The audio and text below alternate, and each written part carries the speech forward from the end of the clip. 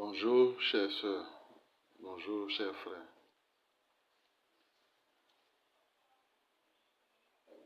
Nous qui sommes sur cette plateforme, je voudrais nous saluer et je voudrais nous dire merci beaucoup d'avoir accepté de participer au grand projet que nous voulons lancer ensemble.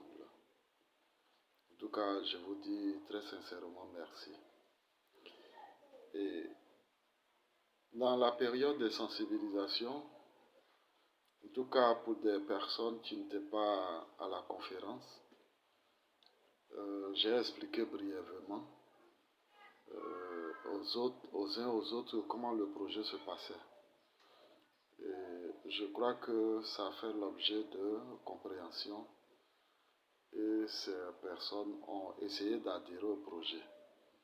Donc, ici, je fais cette vidéo dans le but d'expliquer le projet.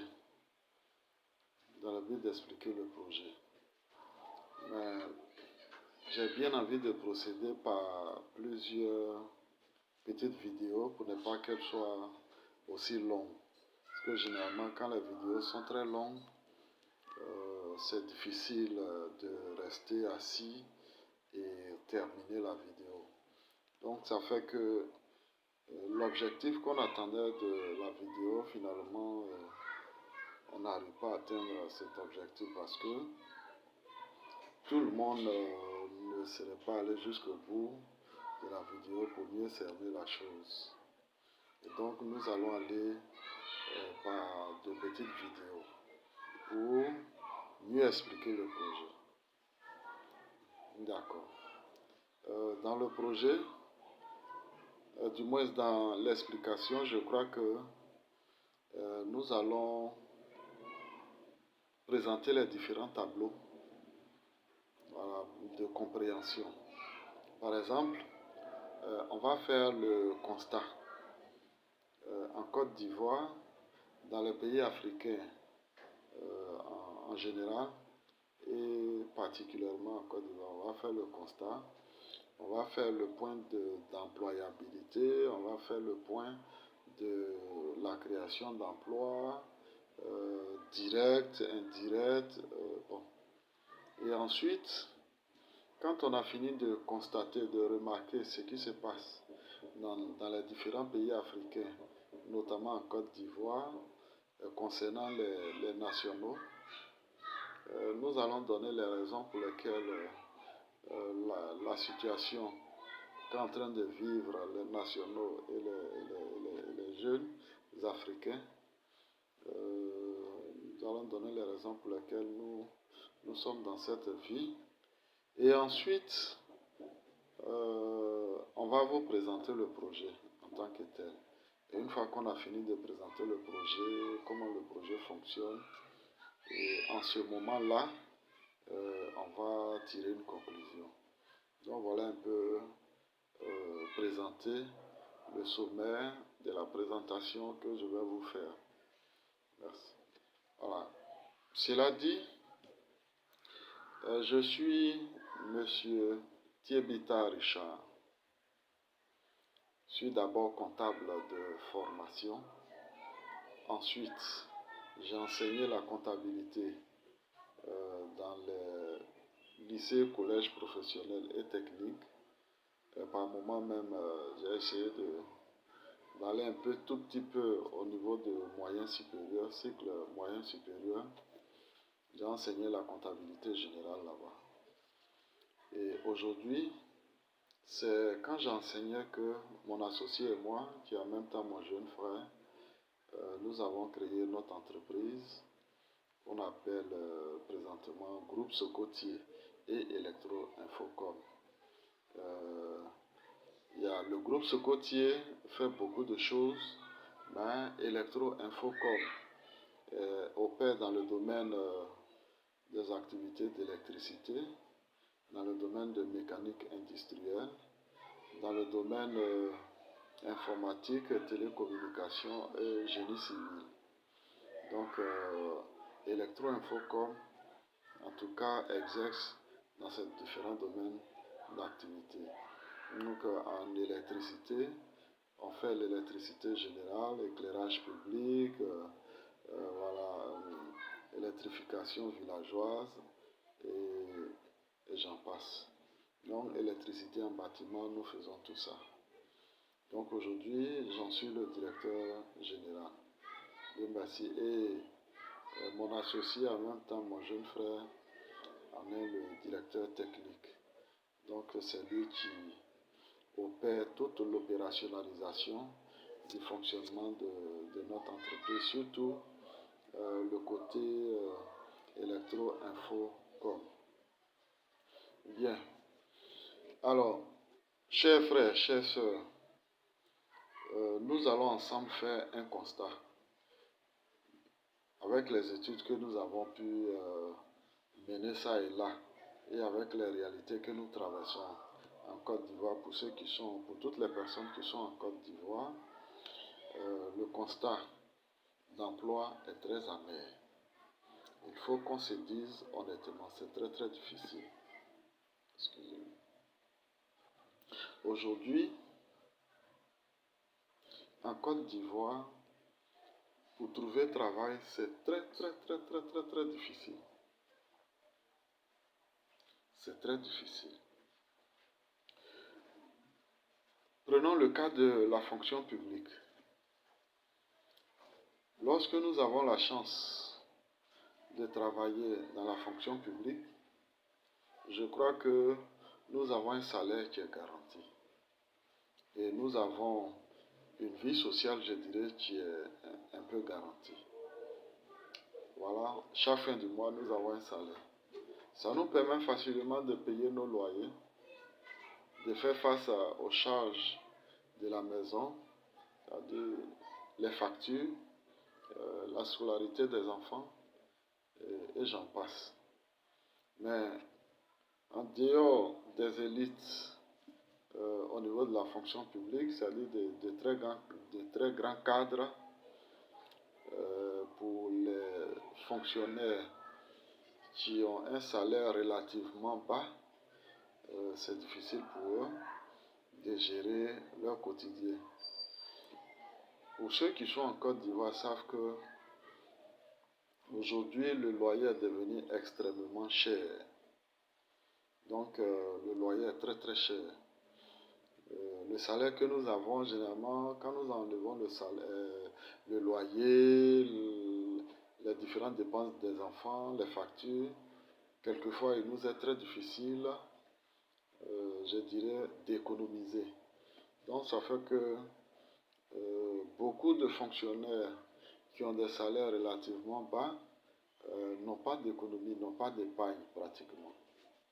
Donc du coup, c'est très très difficile quant à véritablement s'occuper de l'avenir de leurs enfants. C'est beaucoup difficile. Et aujourd'hui, passer un concours est devenu très très très très difficile. Ce n'est pas le concours en lui-même qui est difficile, mais généralement, il faut avoir une connaissance ou bien un réseau, ce qu'on dit. Et le réseau a besoin d'argent. Il faut y injecter énormément d'argent. Et quand on n'a pas d'argent, c'est vrai, c'est difficile que le concours, ça puisse marcher. Donc aujourd'hui, on est un peu bloqué.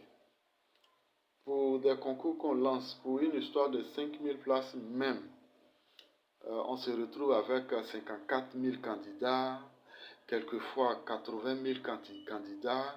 Bon, vous comprenez que ce chiffre-là, c'est très difficile à comprendre. Ça veut dire que ça ne va pas du tout. Pour un concours, souvent même, il y a des concours de 5 places où on se retrouve avec des milliers de candidats. En tout cas, c'est très difficile. Donc aujourd'hui, le niveau d'employabilité au sein de la fonction publique aujourd'hui est devenu très minime. Alors qu'en réalité, les diplômés sont je veux dire, en Côte d'Ivoire, on a des milliers, on a des dizaines de milliers de diplômés. L'État à lui seul, dans la fonction publique, ne peut pas embaucher tous ces jeunes, tous ces diplômés. C'est pas possible. L'État ne peut pas. L'État fait ce qu'il peut pour recruter à la fonction publique. Mais l'État ne peut pas recruter tous les diplômés de Côte d'Ivoire. Et ce qui concerne la Côte d'Ivoire, ça concerne pour toute l'Afrique. Voilà, ça concerne pour toute l'Afrique. Que ce soit l'Afrique francophone comme l'Afrique anglophone, ça concerne toute l'Afrique. Voilà. Surtout l'Afrique subsaharienne, nous avons ce véritable problème. Allons dans, je veux dire, le secteur privé. Dans le secteur privé, là-bas, il est encore difficile de trouver du travail. Et quelquefois même, les conditions de recrutement sont très très très dures. Si bien également que si tu n'as pas de connaissances, très sincèrement, tu ne peux pas avoir du travail. Aujourd'hui, beaucoup de jeunes Ivoiriens sont obligés de se résigner, voilà, à ne rien faire. Ils n'ont pas le choix. Ils sont fatigués des demandes d'emploi, des jalonneurs. Ils sont fatigués de faire ça. Ils passent partout. Ça ne va pas. Aujourd'hui, quand je comprends bien, en Côte d'Ivoire, ceux qui ont un peu la chance, n'est-ce pas, de trouver du travail, ce sont les techniciens, soit en électricité, en mécanique, générale, industrielle, voilà, ceux qui sont dans le domaine technique et là où les industries interviennent. Voilà, donc généralement c'est eux. Mais là encore, il y a tellement de techniciens aguerris que beaucoup sont, je veux dire un peu, beaucoup sont au chômage. Donc aujourd'hui en Côte d'Ivoire, le niveau de chômage généralisé, je peux dire c'est 39%. On peut même dire plus de 40%. Voilà, plus de 40%. 40% des nationaux, 40% des Ivoiriens aujourd'hui n'ont rien à faire. Ils ne travaillent pas. Beaucoup sont dans des emplois précaires, très très précaires. Aujourd'hui, on se bat juste pour avoir un petit truc, pour payer notre loyer, pour manger. On se bat pour ça, quoi. On se bat pour le quotidien. Aujourd'hui, dans le combat que mènent aujourd'hui les nationaux, c'est juste le quotidien. Dans ça, il n'y a pas un avenir qui est assuré. Donc, franchement, dans le domaine d'emploi en Côte d'Ivoire et en Afrique en général, c'est le tableau qui est là, c'est le constat qui est là. On ne travaille pas, il n'y a pas d'emploi. Or, tout jeune, tout nationaux, toute personne, je veux dire, en âge de travailler, en âge d'être en activité, veut réellement être en activité, veut réellement travailler. Mais malheureusement, il n'y a pas de débouché, c'est très difficile. Ils ont leur diplôme, c'est en poche, ils se promènent avec, bon, voilà. C'est ce qui fait que aujourd'hui, la majorité, la très grande majorité des nationaux aiment beaucoup faire la politique. Parce qu'ils se disent que en faisant la politique, lorsqu'ils arrivent au pouvoir, voilà, l'État peut mettre les moyens à leur disposition, ou du moins on peut les insérer un peu dans la fonction publique en guise de récompense. Voilà les difficultés auxquelles nous sommes confrontés. Mais est-ce que en étant dans cette situation, ça veut dire que au-delà de chercher du travail, est-ce que d'autres catégories des nationaux n'ont pas des idées? Est-ce qu'ils n'ont pas envie que leur projet soit réalisé? Beaucoup ont envie que leur projet soit réalisé. Beaucoup ont des projets en main. Beaucoup ont des idées. Beaucoup ont, sincèrement, ils ont envie de s'investir et exercer une activité pour leur propre compte. Ils sont nombreux comme ça aussi. Mais ce qui est difficile, il n'y a pas de financier. Aujourd'hui, aucune banque ne veut financer les nationaux en Côte d'Ivoire. Parce qu'on s'est dit que, bon, si on leur donne de l'argent, c'est pour aller s'asseoir dans un maquis et puis dilapider les fonds qu'on a mis à leur disposition. Voilà, ils sont dans un maquis pour noyer les fonds qu'on leur a donnés dans la boisson. Donc c'est une mauvaise image qu'on envoie sur les nationaux en Côte d'Ivoire. Ils n'ont pas de financement. Donc on cherche du travail, on ne gagne pas. On a des projets, on veut que nos projets soient financés. Il n'y a pas de financement. Et souvent aussi, quand on finance notre projet, il n'y a pas de structure spécialisée.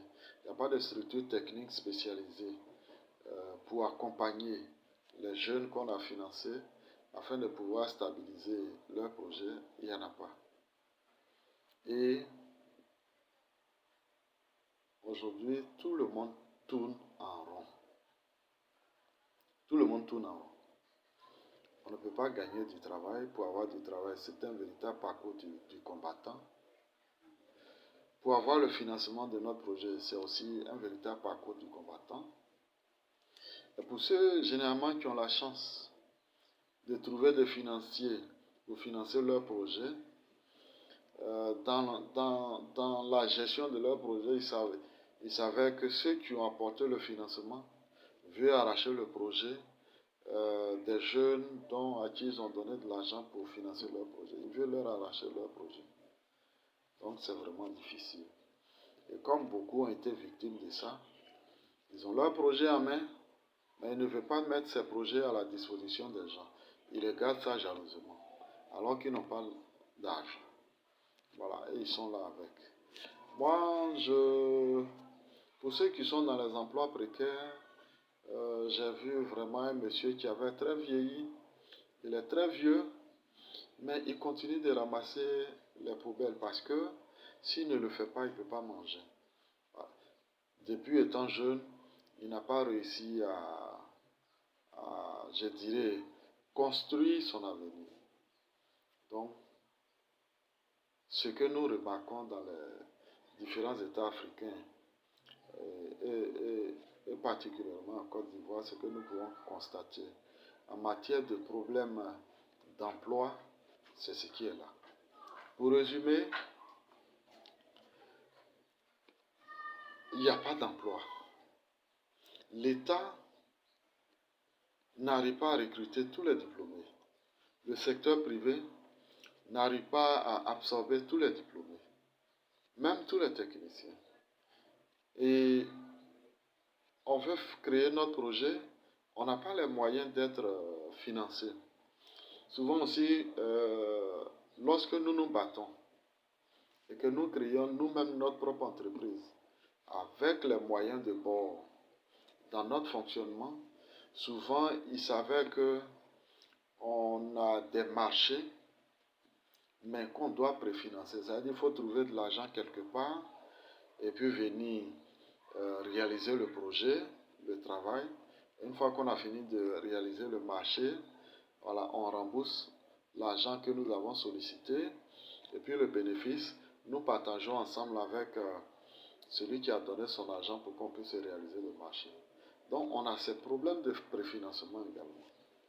Donc voilà la réalité à laquelle les nationaux que nous sommes en Côte d'Ivoire et dans les différents États africains sont les réalités qui sont là. Voilà, vraiment c'est difficile. Et ce qui est paradoxal, c'est que quand je prends par exemple le cas de la Côte d'Ivoire, son sous-sol est très riche. Le sous-sol de la Côte d'Ivoire est très riche. La Côte d'Ivoire a des ressources humaines. Voilà, de grands intellectuels, de très grands techniciens, on peut dire des experts, il y en a. Le sursol, ivoirien est très riche. Voilà. On a véritablement des opportunités d'affaires en Côte d'Ivoire. Les frères de la sous-région viennent, ils investissent, ils s'en sortent facilement. Ils ont de l'argent. Il y a des secteurs qu'ils occupent aujourd'hui qui est devenu pratiquement leur secteur. Ils s'en sortent aisément. Donc, en réalité, la Côte d'Ivoire est très, très, très, très riche. Sur tous les plans, voilà, au niveau de onshore, au niveau de la mer, voilà, il y a du pétrole, gaz, on a tout en fait. Et nous sommes pauvres. Voilà, on éprouve énormément de difficultés pour nous insérer, non, pour avoir du travail, et on éprouve des difficultés pour s'insérer dans nous-mêmes, notre propre économie. En tout cas, c'est vraiment difficile. Donc, c'est le constat que nous faisons. Alors, nous devons nous poser une question seule. En réalité, qu'est-ce qu'il fait que nous sommes dans ce problème? C'est quoi qui fait? Et puis nous sommes dans ce problème. Pourquoi on n'arrive pas à avoir du travail? Mais pourquoi on n'arrive pas à avoir des moyens pour nous financer? La situation est telle que tu ne peux pas approcher quelqu'un aujourd'hui. Quand tu l'approches, en l'approchant, lui aussi il a des problèmes. Lui aussi il a besoin d'argent. Lui aussi il a besoin qu'on finance son projet. Lui aussi il a besoin de travailler. Donc qu'est-ce qu'il fait ça? Donc je crois que dans la prochaine vidéo, je vais donner les raisons qui font qu'aujourd'hui, nous n'arrivons pas à nous en sortir. Nous les nationaux, donc les nationaux de Côte d'Ivoire comme les nationaux des États africains. Pourquoi on n'arrive pas à s'en sortir? Voilà. Donc, chers frères, chères sœurs, voilà le constat qu'on puisse faire que j'ai bien voulu vous expliquer dans cette vidéo. Voilà, cette courte vidéo. Donc, je vais faire la suite. La suite de la vidéo, c'est de vous donner les raisons pour lesquelles nous sommes dans cette situation aujourd'hui. Je vous remercie et à l'autre vidéo.